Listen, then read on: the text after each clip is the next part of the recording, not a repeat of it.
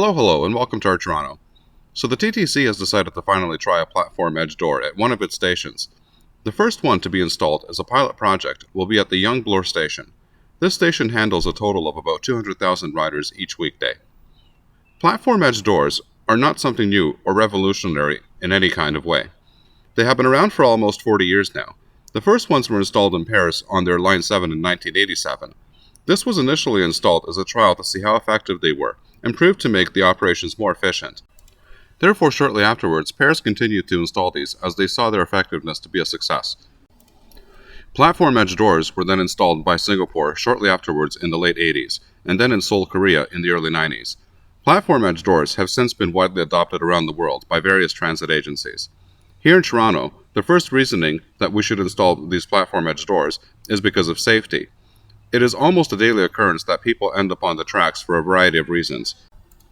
This is not only a safety concern, but can interfere with the operations of our subways for hours, causing delays, confusion, and the deployment of shuttle buses to run in their place. But there is a much more important reason that it would be a benefit for us here in Toronto to install these platform edge doors, and this is for operational efficiency. Platform edge doors generally and greatly help the passenger flow when subways enter the station. This is by allowing people to line up where they know the doors will open, aside of the doors, allowing people to get off first, and then smoothly being able to get onto the subway. This not only makes for a more organized experience for riders, but it also decreases the idling time that a subway spends in a station. Having said that, platform edge doors are not cheap. On average, a single station costs about $50 million to upgrade, and it would cost the TTC a total of about $1.3 billion.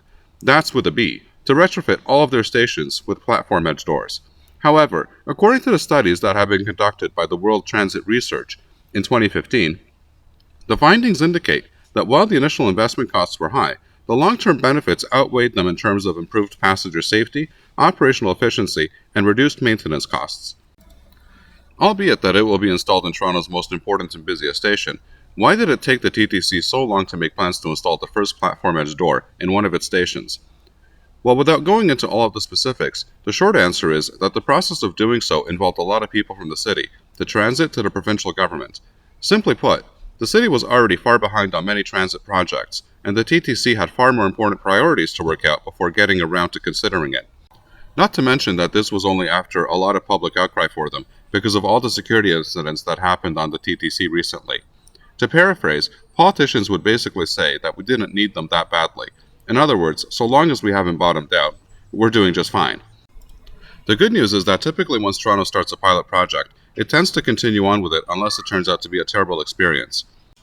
I think that the leadership at all levels already knows that it will work out well, and that they will continue to deploy these into stations starting with the busiest ones, but just don't want to say it yet. I think that this will also take a big step in welcoming more people to ride our transit system. I can't imagine that after installing this first one at the Yonge and Bloor station that it will go horribly wrong, and that they will remove it. But God forbid that our expectations are heightened. I hope that you liked the video. If so, please give it a like. If you're not subscribed and want to be notified of new videos that are released, please click on the Art Toronto button here.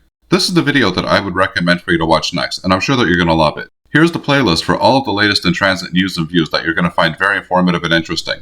And finally, here is the latest video. Thanks for watching, and happy transiting.